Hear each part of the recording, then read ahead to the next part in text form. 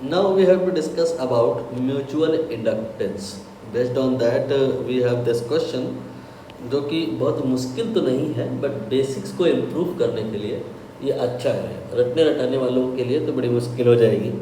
I1 है, कहीं I2 है, लगभग सारे आंसर एक जैसे ही हैं, बस थोड़ा बहुत अंतर है I1 I2 में।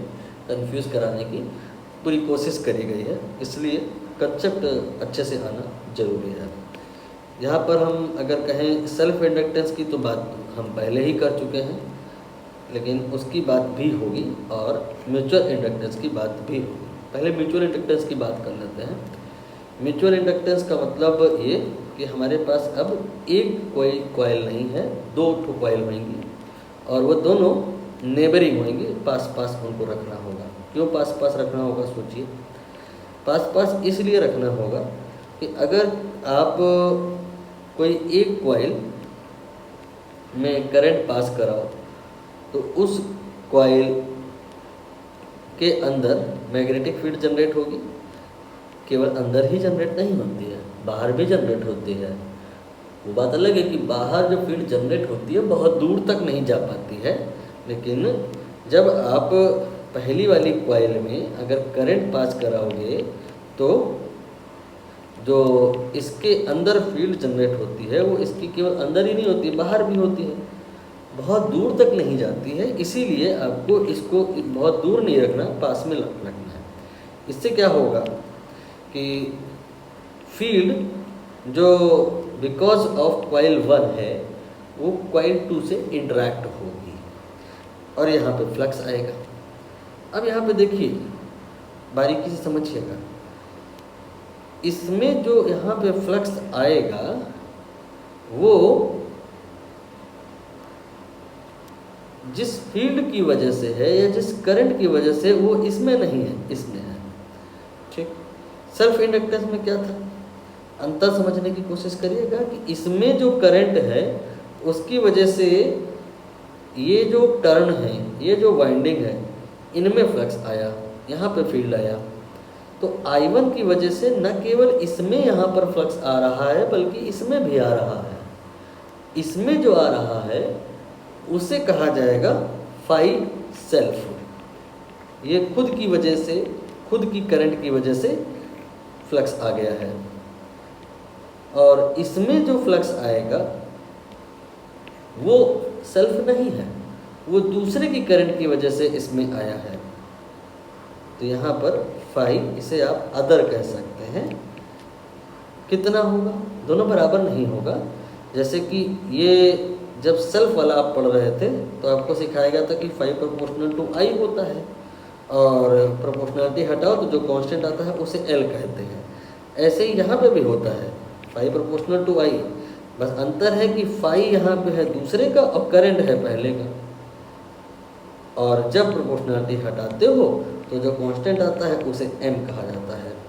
तो स्टोरी लगभग बराबर है, लेकिन थोड़े बहुत बारीक लेवल पे अंतर भी है।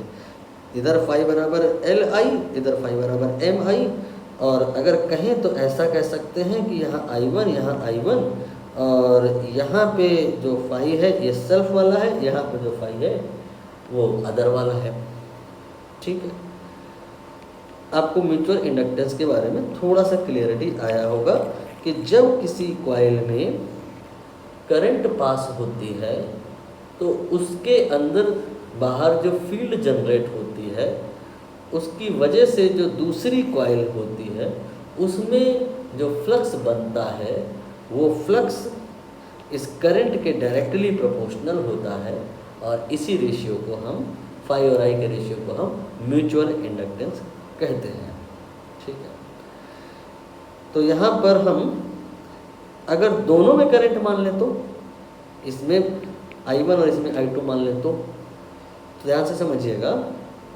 अगर हम पहली वाली कॉइल पे बात करें तो फाई सेल्फ ये आएगा एल आई के बराबर, लेकिन एल किसका, इसका मान लो, इसका मान लो।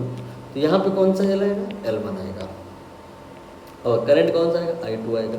इस करंट का क्या इफेक्ट है, this current will produce a flux in its own coil together with a flux will be associated with other coil. What will be that?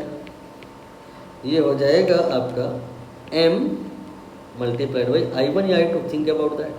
Here we are going to calculate effect because of I1.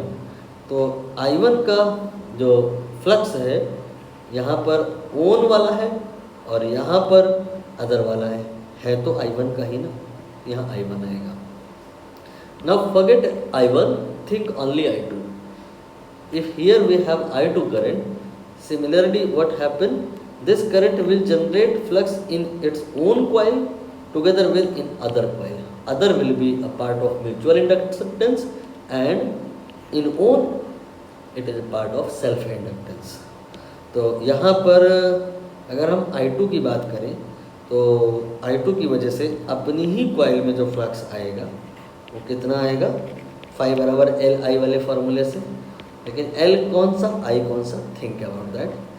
L इस वाली coil की वजह से इसी पर inductance देख रहे हैं तो इसी का L लेंगे दैट इज L2 और इसी की करंट लेंगे दैट इज I2. नाउ इसी करंट का इफेक्ट इस पर कितना गिरेगा वो हो जाएगा MI2. इसका नाम क्या रखेंगे, फ्लक्स, ये अदर का है. अब यहाँ पर अगर हम टोटल फ्लक्स की बात करें यहाँ पर तो एक तो इस पे flux because of own current है और दूसरा बिकॉज ऑफ सेकेंडरी कॉइल पे जो फ्लक्स है ड्यू टू दैट. तो टोटल करंट कितना, टोटल फ्लक्स कितना है L1I2. ठीक है. फिर इसके बाद में यहाँ पर I2 कहाँ से हो गया, L1I1. इसके बाद में MI2.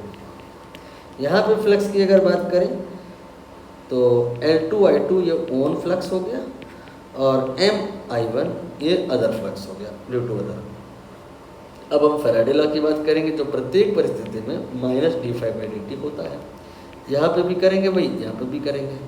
तो पहली वाली कॉइल में जो इंड्यूस ईएमएफ आएगा दैट विल बी इसका डिफरेंशिएशन एंड एक माइनस साइन. तो minus L1 dI1 divided by dt, फिर माइनस आएगा M dI2 divide by dt. Even ही पूछा है पर रीड कर लो. Value of induce EMF in 1. ये रहा आंसर जो हमने निकाला है, आप टैली करा लीजिए. ठीक. होमवर्क क्या है आपके लिए, दूसरा जो कॉइल है उसमें जो ईएमएफ आएगा वो कितना आएगा. अगर किसी ऑप्शन में अवेलेबल है तो आप बताइए, हालांकि अवेलेबल नहीं है तो मत बताइए. बस आप देख लीजिएगा कि यहाँ पर दूसरी वाली कॉइल में यानी कि E2 वो कितना आएगा.